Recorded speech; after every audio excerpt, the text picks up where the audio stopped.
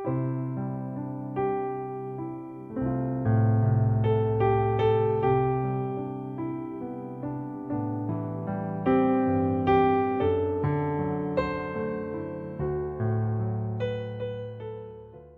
오늘 베드로전서 말씀 여러분 어떻게 읽으시고 보셨습니까?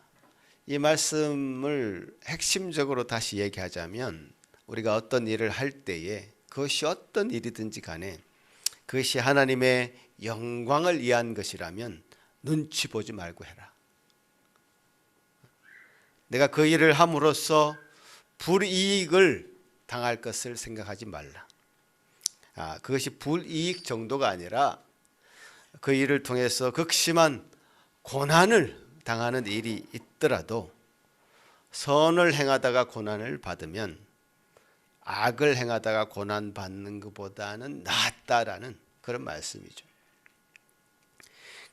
오늘 읽지는 않았지만 베드로전서 4장 12절 말씀은 또 이렇게 얘기합니다. 같이 한번 읽어볼까요? 시작.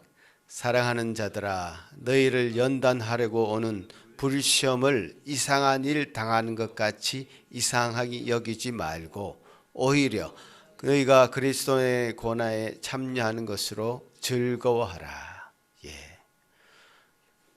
불시험을 줄 수도 있다. 우리가 선한 일을 행하려고 하다 보면 불시험을 당할 수도 있다. 자, 이 불시험이라는 것, 불이라는 것은 뭐든지 태우는 것이 불입니다. 그죠? 불 생각해보면 다 태워버리는 거잖아요. 그 태우는 것이 굉장히 귀하게 쓰일 때가 있습니다. 언제? 금을 만들어낼 때. 금강성을 원석을 캐어가지고 아주 높은 고열로 그것을 태우면 불순물은 다 빠져나갑니다. 마지막으로 남는 것이 아주 귀한 금이 남는 거죠. 그래서 불은 그렇게 우리를 깨끗하게 하고 연단하는 그런 일로 쓰임을 받습니다. 그게 불시험이죠. 여기서 불시험이라고 하는 것은 그런 의미로도 쓰였겠지만 실제로 그리스도인들이 그 그리스도를 믿는다는 그 이유 때문에 믿음 때문에 고난을 정말 심각하게 받을 때가 있었습니다. 그 불이라고 하는 그 연상이 되는 것은 바로 화형이죠. 불에 태워서 죽임을 당하는 것. 화형을 당하는 성도들도 많이 있었습니다. 믿는다는 이유 때문에. 그런 불시험이 실제적으로 우리에게 있어진다 할지라도 그것이 이상하다고 생각하지 말고 그리스도의 고난에 참여하는 것으로 즐거워하라고 우리에게 얘기하고 있는 것이죠. 실제로 베드로 사도도 십자가에 거꾸로 매달려 돌아가셨고 또 그 이후에 많은 사도들이 믿는 자들이 그렇게 심각한 고난을 당하면서 죽어갔습니다. 실제 우리 믿음의 선배 가운데 얀 후스라는 사람이 있습니다. 얀 후스, 여러분 이름을 잘 기억해 두시면 좋습니다. 얀 후스. 이 얀 후스는 마틴 루터가 등장하기 전에 약 100년 전의 사람입니다. 그러니까 1300년, 1400년 요 기간에 살았던 사람이죠. 체코, 지금의 체코라고 되어 있는데 당시 이제 보헤미안 지방에 아주 총명한, 어려서부터 아주 총명한 학자였습니다. 얀 후스라고. 거의 29살 때 그 체코 프라하 대학에 철학부 학장을 하고 37살 때 총장을 역임하는 그런 사람이었는데 당시에 가톨릭이 지배하던 그런 시대에 이 사람은 가톨릭 교황 중심으로 교황을 우상시하는 그런 내용에 대해서 반발하고 자기 체코 말로 보헤미안 말로 성경을 번역하고 성경을 가르치고 그랬던 사람이죠. 당연히 교황은 싫어하겠죠. 불에 태워서 죽입니다. 그가 사실은 황제 편에 또 교황 편에 서가지고 그때 당시 누릴 수 있는 부귀영화를 누릴 수 있는 그런 위치에 서 있었지만 진리를 위해서 자신을 산제물로 드린 것입니다. 그래서 교황청은 그를 화형을 시키는데 그가 화형당하던 순간 말했던 7가지 진실의 명제가 있습니다. 이렇게 말합니다. 진실만을 찾아라. 진실만을 들으라. 진실만을 배워라. 진실만을 사랑하라. 진실만을 말하라. 진실만을 지켜라. 죽음을 두려워하지 말고 진실만을 사수하라. 7가지 진실의 명제였습니다. 진실이라는 말을 진리라고 바꿔도 되겠죠.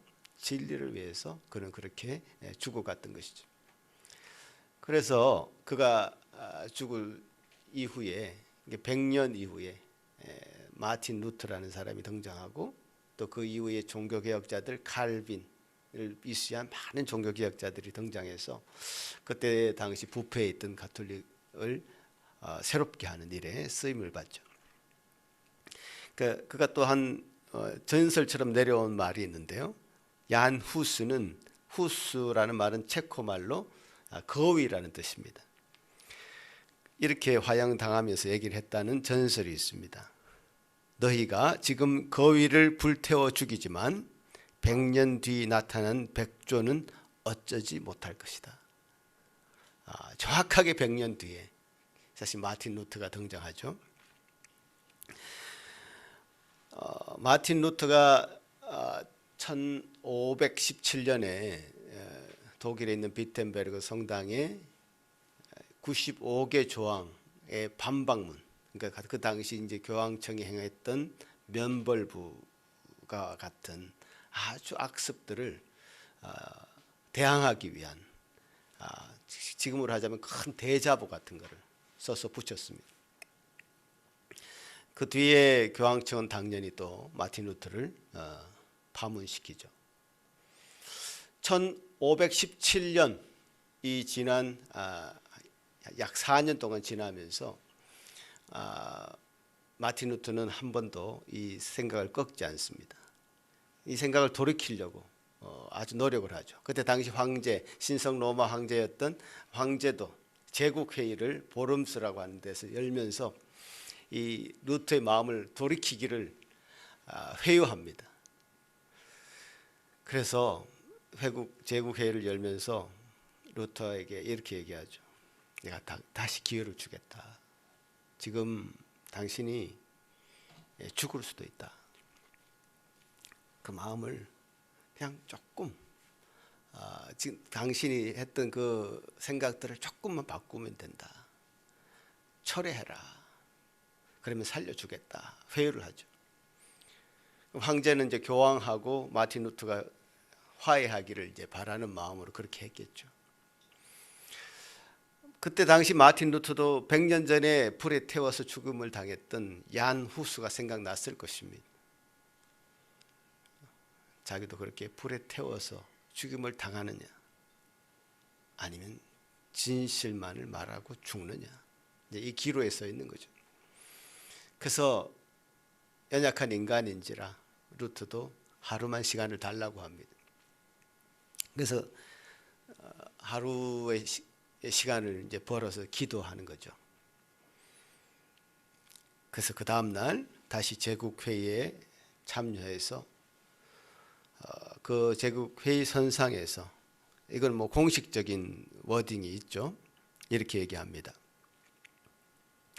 만약 성경의 증거함과 명백한 이성에 비추어 나의 유죄가 증명되지 않는 이상 나는 교황과 공의회의 권위를 인정하지 않겠습니다. 사실 이 둘은 오류를 범하여 왔고 서로 엇갈린 주장을 펴왔습니다. 내 양심은 하나님의 말씀에 사로잡혀 있습니다. 이게 중요한 단어가 제일 마지막에 나오는데, 내 양심은 속일 수 없다. 내 양심은 지금 하나님의 말씀에 사로잡혀 있다 라고 말하면서 그때 당시 황제의 회유를 거절합니다. 세상의 어떤 권력보다도 힘보다도 하나님의 말씀이 더 두려웠던 겁니다. 하나님의 말씀이 내 양심을 찌르는 것을, 그 양심을 속일 수 없는 자기 자신의 고백이 더 진정성 있게 우리에게 다가오죠. 그는 자신의 목숨을 내어 걸고 황제의 그 회유를 거절했지만 사실은 루트는 죽지 않습니다. 이게 하나님의 놀라운 섭리죠. 사실 그때 당시 시대의 상이 루트를 살리려고 하는 많은 그 독일의 제후들이 있었고, 또 당시 분위기 속에 가톨릭을 반대하는 그런 분위기로 많이 기울어지는 그런 상황 속에서 루트는 살아납니다. 그래서 종교개혁의 불씨를 더 지필 수 있었죠. 그 뒤에 그 영향을 받은 많은 사람들이 종교개혁자로 이제 등장하는 것입니다. 물론 그 뒤에 많은 믿음의 사람들이 불에 태워서 죽임을 당하는 많은 일들이 사실 있었고요. 그것이 하나님의 일이라면 죽음도 기쁘게 받아들이면서 불에 태워지는 가운데에서도 베드로 사도의 이 베드로전서 4장 12절 이 말씀을 생각하면서 기쁘게 화형을 당하면서 죽어갈 수 있었던 것이 그 믿음이었습니다.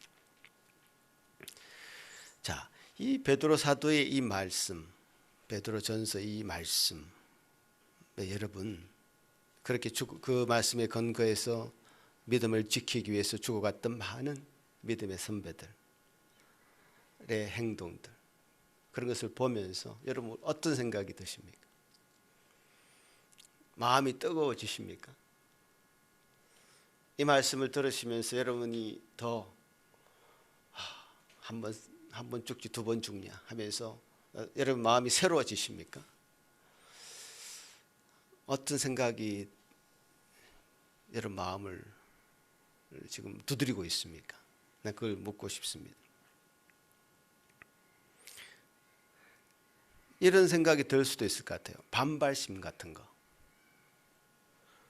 내가 왜 그렇게 무리하게 나 자신을 희생시켜 가면서까지 살아야 되냐? 나는 내 자신이 소중하다. 내 자신을 지킬 거야. 나의 자유가 중요하고 내 인권이 중요하고 내가 하고 싶은 일을 하면서 살 거야 라고 생각할 수도 있을 것 같아요. 저는 지금 굉장히 중요한 화두를 지금 던지고 있는데요. 우리 개인의 자유와 하나님께 영광 돌리는 삶이 서로 상반되는 목적을 가지고 있어서 개인이 누리는 자유와 하나님께 선한 일을 하고자 하는 것이 불일치를 이루느냐, 아니면 이것이 서로 조화되어서 한 사람 개개인이 마땅히 가져야 되는 고유한 인격과 자유를 소중하게 생각하면서도 하나님을 위한 선한 일을 할 수 있느냐 하는 것입니다. 이제 복음을 전하다가 죽음을 맞이하는 것 좋습니다. 그러나 그것이 전체 집단을 위해서 한 개인의 인격과 자유를 말살하고 억압해서 억지로 끌어낸 것인가? 아니면 개인이 바라고 소망하는 이 성취가 하나님 나라의 성취와 연결되어 있는가라고 하는 질문이죠. 제가 왜 이런 얘기를 꺼내느냐 하면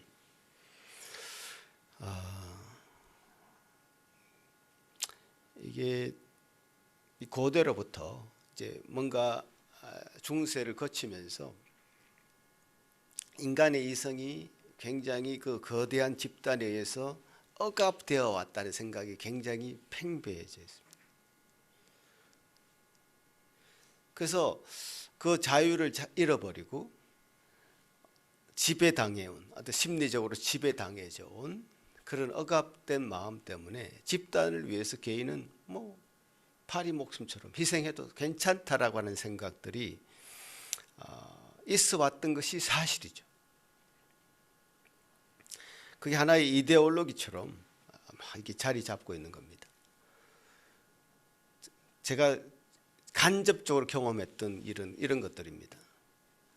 제가 중학교 시절에 저를 가르쳤던 수학 선생님이 일제시대 때 가미가제 특공대 일원 중에 한 명이었습니다. 가미가제 특공대가 어떤 일을 한 사람들이냐면, 들어본지 모르겠습니다. 가미가제 특공대라고, 그 일본, 우리가 일제시대 때 일본이 거의 이제 패망할 직전에 그냥 전황이 굉장히 기울어서 조금 있으면 질 수밖에 없는, 전쟁에 패할 수밖에 없는 그런 상황에서 마지막 카드를 꺼낸 것이 가미가제 특공대입니다. 초등학교, 중학교 그런 애들을 비행기 타는 연습을 시킵니다. 아주 단기간에 비행기 타는 연습을 시켜가지고 연료를 목적지 가는 데까지만 연료를 주는 겁니다. 돌아오지 못하게. 그 목적지는 어디냐? 항공모함 같은 거죠. 미군의 항공모함 같은데 구축함, 아주 타격할 수 있는 목적지를 정해놓고 거기까지만 가도록 만들죠.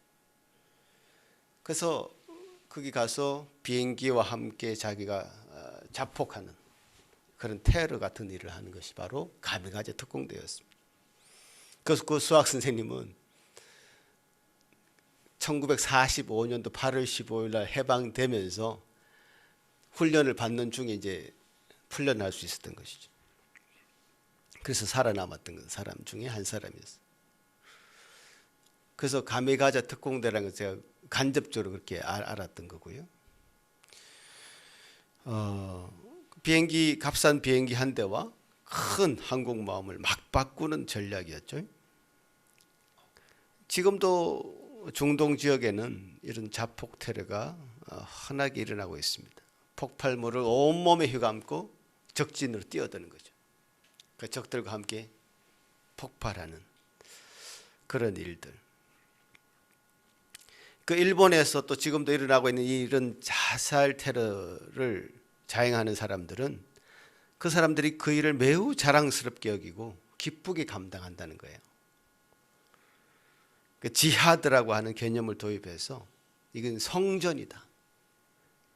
전쟁을 위해서 자기를 희생하는 것을 통해서 가장 큰 보상을 받게 된다라고 하는 개념을 막 심어줘서 이런 일을 서슴지 않고 하게 되는 것이죠. 실제로 꾸란에는 이런 구절이 있습니다. 그 이슬람 사람들이 읽는 꾸란에는 그로 하여금 하나님의 길에서 성전하게 하여 내세를 위해 현세 생명을 바치도록 하라. 하나님의 길에서 성전하는 자가 살해를 당하건 성리를 거두건 나는 그에게 크나큰 보상을 주리라. 예, 제가 왜 이런 얘기를 자꾸 하냐면 이 복음을 전하는 것이 이와 같은 맥락으로 보는 사람도 있다는 거예요. 복음을 전하는 것이 어떤 교리에 세뇌된 이단들이 굉장히 과격한 생각으로 과격하게 사람들에게 복음을 전하고 심지어 무리한 행동까지 하고 집집마다 이제 돌아다니는 그런 일도 하거니와 뭐 불상의 목을 자른다는 등 뭐 여러 가지 그들이 생각들을 과격하게 드러내는 그런 일들을 하는 것을 복음을 전하는 것이다라고 생각하는 경향이 있기 때문에 그렇습니다. 베드로전서 이 말씀을 자칫 잘못 들으면요, 우리를 마구 충동질해서 개인의 인격이나 자유를 무시하거나 억압해서 자신을 희생시켜서 더 큰 집단을 위해서 일을 하라는 것처럼, 마치 가메가제처럼 자살폭탄 테러하는 것처럼 그렇게 들릴 수도 있기 때문에 제가 이런 말씀을 드리는 겁니다. 그래서 우리가 좀 구분을 해야 될 필요가 있습니다. 이 시점에서 이단 집단에서 흔히 보이는 쇠뇌, 심리적 지배, 소위 요즘은 이 심리적 지배를 가스라이팅이라 이렇게 표현하죠. 가스라이팅 당해서, 심리적으로 지배당해서 자기도 그렇게 될지도 모르는, 자기도 모른 채 어떤 잘못된 생활을 반복적으로 참여하게 되고 집단의 교줄에 의해서 이용당하는 그런 그 속한 성도들의 모습, 그런 모습은 하나님이 원하시는 아름다운 이 삶과는 거리가 멀다는 사실을 먼저 체크해야 됩니다. 두 번째는 우리가 국가 권력에 의해서 혹은 폭력적인 가장에 의해서 혹은 폭력적인 조직의 수장에 의해서, 그것이 회사건 학교건 관계없이 집단적으로 억압을 당해도 그것이 국가라는 이유로, 어른이라는 이유로, 권력이라는 이유로 정당화되었던 사회에 우리도 모르게 익숙해져 버립니다. 그러다 어느 날 눈을 뜨죠. 우리가 억압당해 왔구나. 중세시대에 억압당했던 것이 갑자기 르네상스의 그 인라이트먼트, 계몽, 눈을 확 뜨면서 억압당해 왔구나 하면서 정반대의 길로 막 달려가는 그런 현상을 보였던 것처럼, 마찬가지로 내가 억압당해 왔구나, 아버지한테 좀 부당했음에도 그것에 학대를 받아도 내가 늘 잘못했다고 말해야 되었구나. 어느 날 각성을 하게 되면서 정반대의 길로 모든 권력과 모든 어른과 집단에 대해서 반발하는 쪽으로 가게 되는 겁니다. 그것이 참 하나님이든 교회든 하나님의 말씀이든 상관없습니다. 자신의 자유를 방해하는 것은 다 필요 없다. 나를 억압하는 도구다. 그렇게 이제 받아들이면서 정반대의 길로 가게 되는 것. 그러면서 자유를 찾았다라고 얘기하는데 그 자유는 진정한 자유가 아니다라는 것을 알아야 됩니다. 우리가 정상적인 삶을 경험하지 않고 비정상적인 삶을 경험했을 때 물론 그것은 잘못된 것이죠.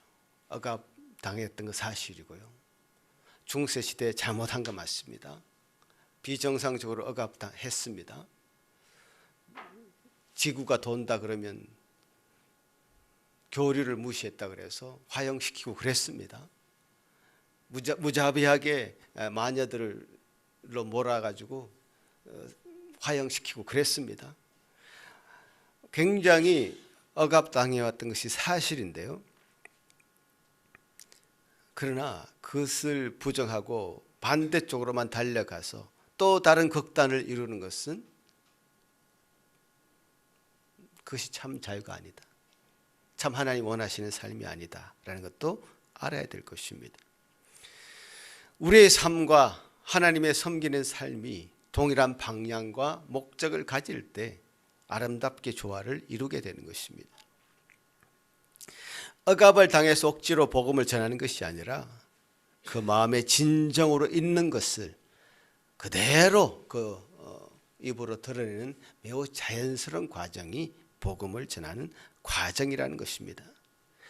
여러분, 제가 나눠드렸던 또 읽어드렸던 그 책에서 이야기했듯이 약혼자가 자기 배우자를 그냥 자연스럽게 자랑하고 얘기하게 되는 것, 그건 너무 자연스러운 과정 아니겠습니까? 그를 사랑하기 때문에 그렇고 진정으로 존경하기 때문에 그렇습니다. 그것이 무엇이 이상합니까?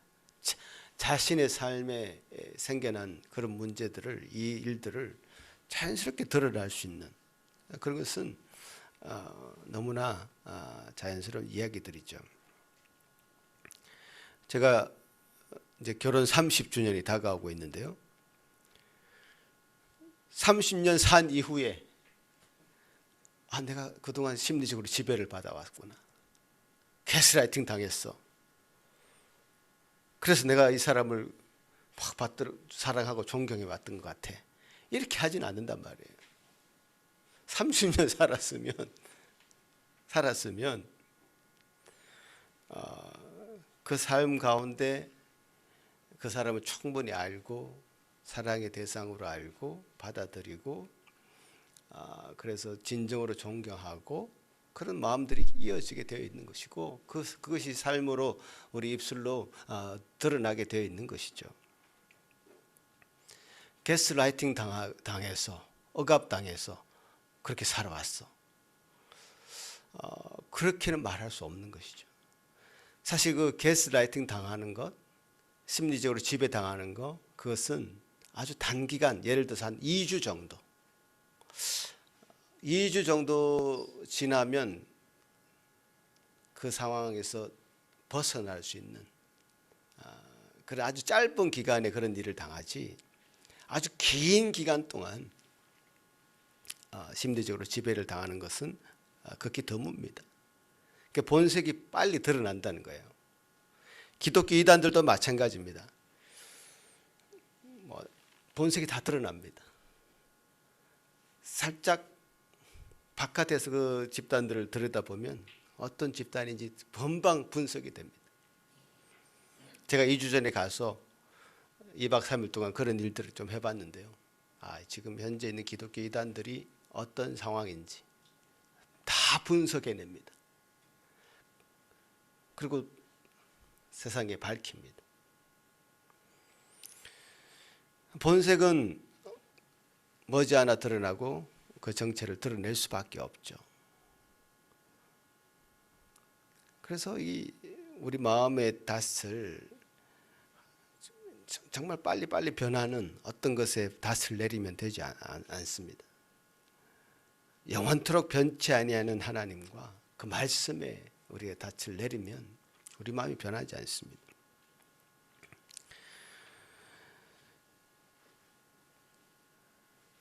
그 책에서 얘기했듯이요, 우리 마음에 그리스도를 거룩하게 모시고 그리스도로 충만하게 될 때에 우리의 관심사나 대화가 변화될 것이다. 어떤 논쟁을 하라는 것이 아니라, 어떤 선동을 하라는 것이 아니라 우리 삶이 복음의 열매로 자연스럽게 드러날 수 있도록 하라는 것입니다. 여러분, 이 복음이라는 것은, 또 복음 증거라는 것은 매우 자연스러운 상황으로 가게 되어 있습니다.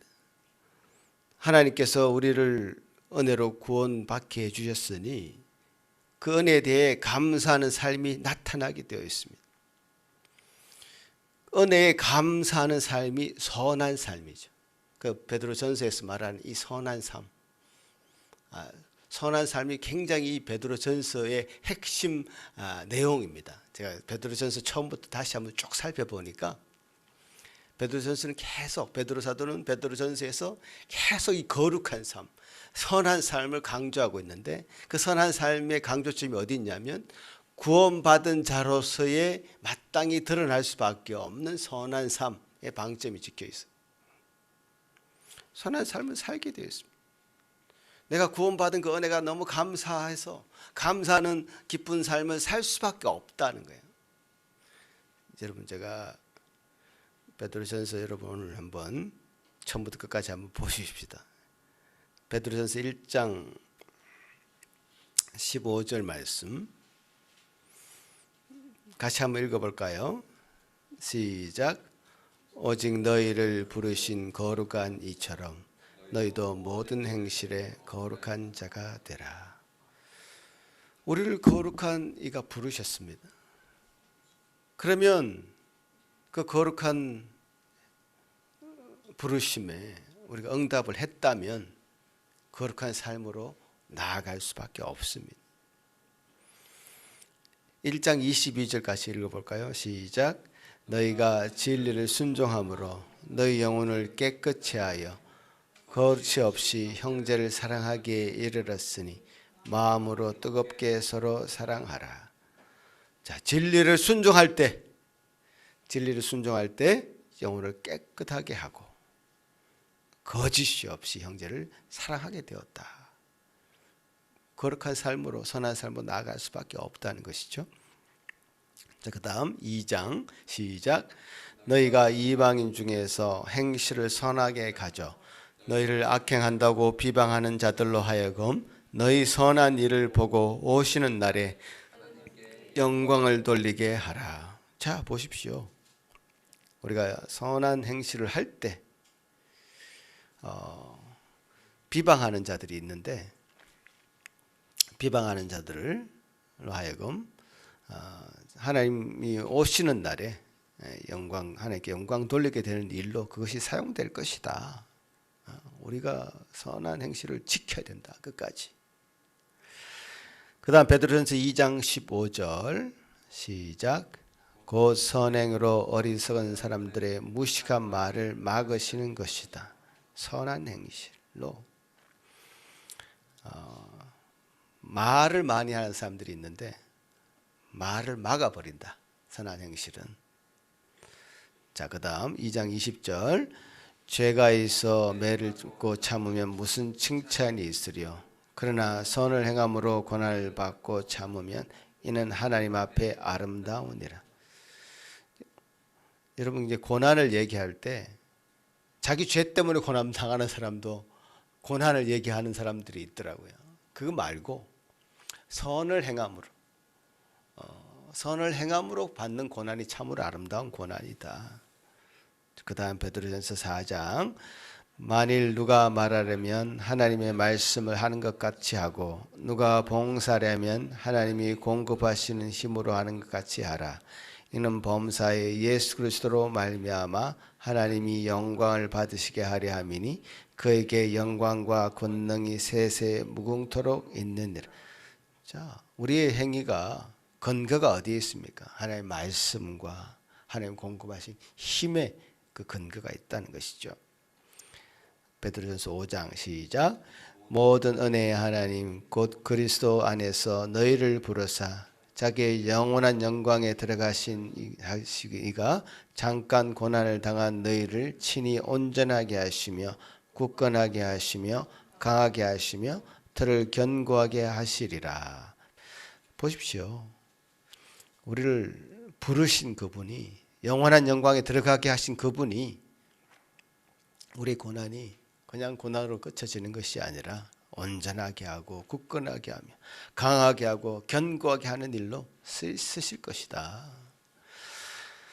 그러니까 그리스도인들이 심지가 견고해서 어떤 고난이 있더라도 하나님을 바라보면서 그분이 주실 영광을 바라보고 살아가는 모습을 당연히 그 주변의 사람들이 보게 되어 있습니다. 어떻게 저렇게 살 수 있을까? 궁금증을 갖게 된다는 거예요. 과연 어떤 마음이길래, 또 어떤 소망을 가지고 있길래 이런 고난이 있어도 항상 기뻐하고 감사하면서 싱글벙글 살아갈 수 있을 것인가? 반드시 묻는 사람이 있더라는 겁니다. 그러니까 이 베드로전서의 이 전체 이 맥락 속에 복음을 전하라 이런 내용을 얘기하기 전에 선한 행위, 거룩한 삶, 이 전체 이야기입니다. 그렇게 선한 행위를 하고 착한 일을 하는 사람들이 그렇게 고난을 당해도 싱글벙글 웃는 사람이 무슨 이유가 있을 거 아니냐. 그 소망에 관한 이유를 궁금해하는 사람들에게 뭐라고요? 대답할 말을 준비하라. 그러니까 우리가 이제 선행의 실천, 하나님 앞에 거룩한 삶의 모습으로, 그리스도인으로 모습으로 살아갈 때에 사람들은 우리 주변의 사람들은 궁금하게 되어 있다. 그래서 그 이유를 묻는 사람들이 분명히 있을 것이고, 그 물을 때에 대답을 준비하라. 이게 전도입니다. 너무 심플하지 않아요? 여러분한테 뭐 전도 폭발 훈련을 준비해가지고 사형리 훈련을 시켜가지고 이렇게 준비하라고 하신 것이 아니라 그리스도인의 삶을 살아라. 그리스도의 삶이라는 것은 거룩한 삶이고 선한 삶인데, 거룩한 삶과 선한 삶에 주변인들은 관심을 가질 것이고 분명히 묻게 되어 있다. 물어올 때 그 때를 놓치지 말아라는 겁니다. 소망에 관한 이유를 묻는 자에게 대답할 것을 어떻게 항상 준비하라고 말합니다. 너는 왜 그렇게 감사하며 살아갑니까? 대답할 말을 준비해야 되는 것이 또 우리가 해야 될 일 중에 하나죠. 하나님의 전지전능하심과 우리를 다스리시는 주권을 우리가 인정한다면요, 하나님 우리 주변에 나를 통해서 복음을 들을 수 있는 사람들을 주변에 늘어놨습니다. 그분들에게 두 가지 태도를 지녀야 됩니다. 하나는 온유한 마음으로, 또 두려워하지 않고. 온유한 마음으로 두려워하지 않고. 화를 내서는 안 됩니다. 논쟁을 해서도 안 되고, 왜 교회 다니지 않냐, 왜 복음을 믿지 않냐, 이렇게 절대로 그러면 안 됩니다. 소망에 관한 이유를 묻는 자에게 온유한 마음으로, 그러시죠, 제가 제 이야기를 해드리겠습니다. 얘기할 때는 호소력 있게 자신의 이야기를 하라는 겁니다. 이유가 있잖아요. 내가 왜 이렇게 살아가는지 이유가 있습니다. 왜 죽음을 두려워하지 않고 살아가는 이유가 있습니다. 그리고 대상에 따라서 두려워할 수 있는 대상들이 있을 수 있는데, 예를 들어서 권력을 가진 사람들, 대통령, 돈이 많은 재벌, 어떤 힘이 있는 사람을 대할 때에도 두려워하는 마음을 가질 필요가 없다. 왜냐? 누구든지 다 이 복음은 필요하고, 누구든지 하나님은 필요하고, 그 인생 가운데 하나님 앞에 섰을 때 머리를 숙이지 않을 영혼은 하나도 없고, 하나님 앞에 겸손하지 않을 사람은 하나도 없을 것입니다.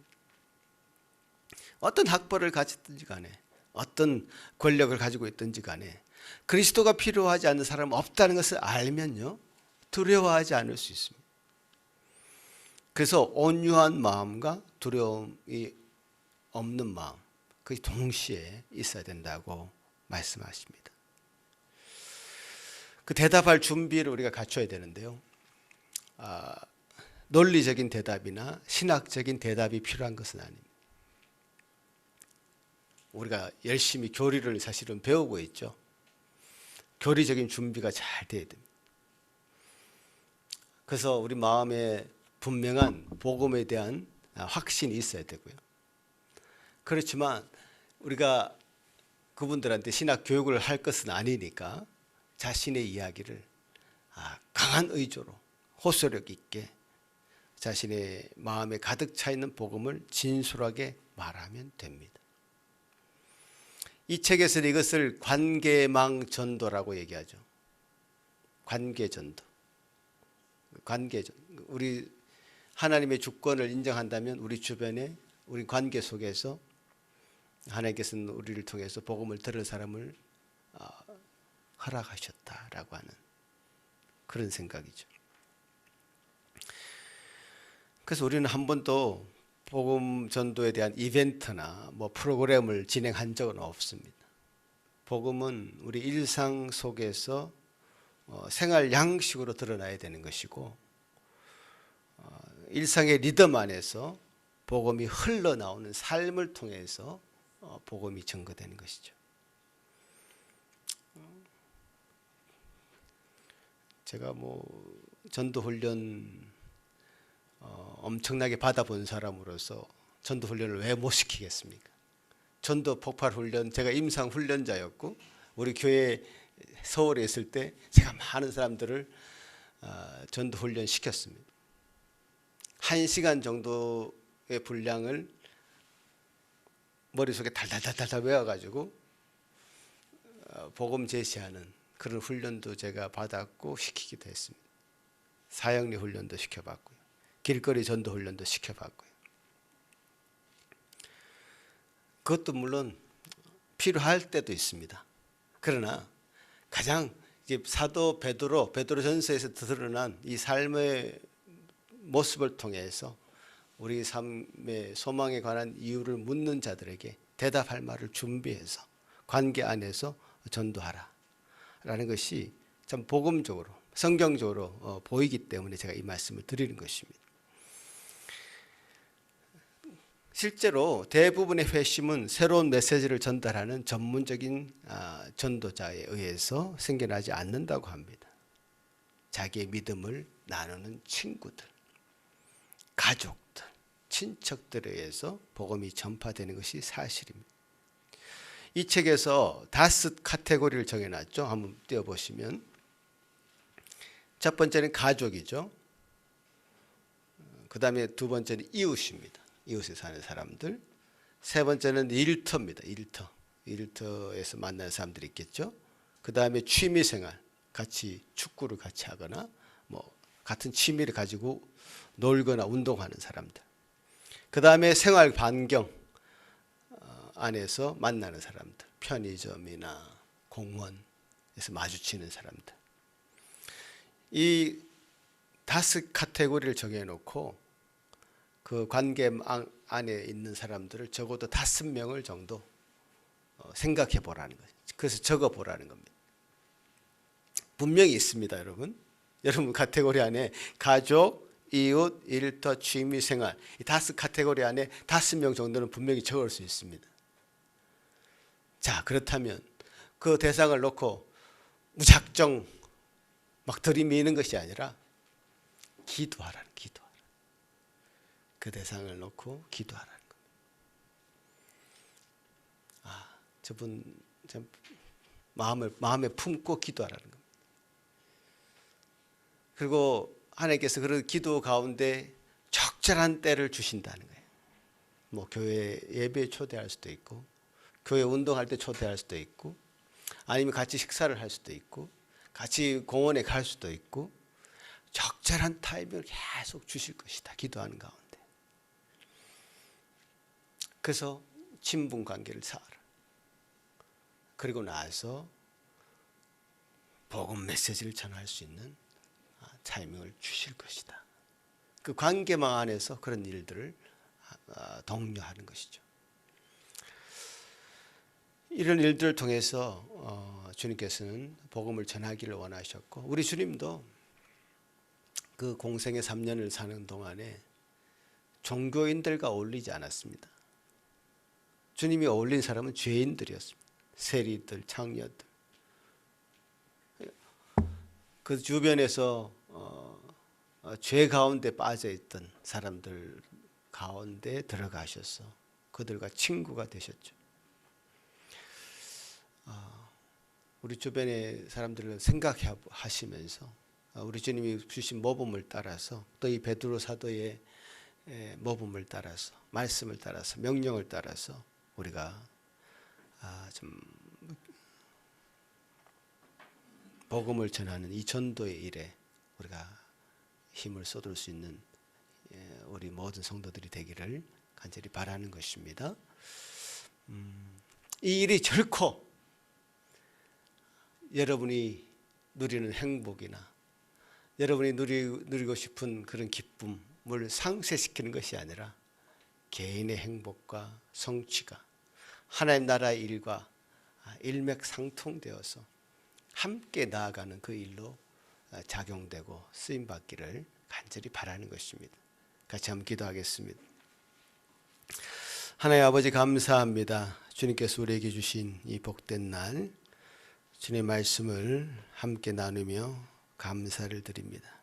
주님 도와주시옵소서.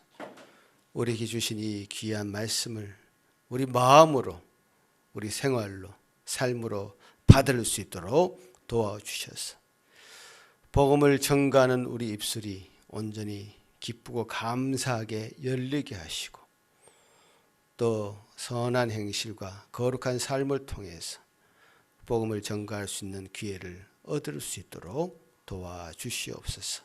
감사하고 예수님 이름으로 기도합나이다. 아멘.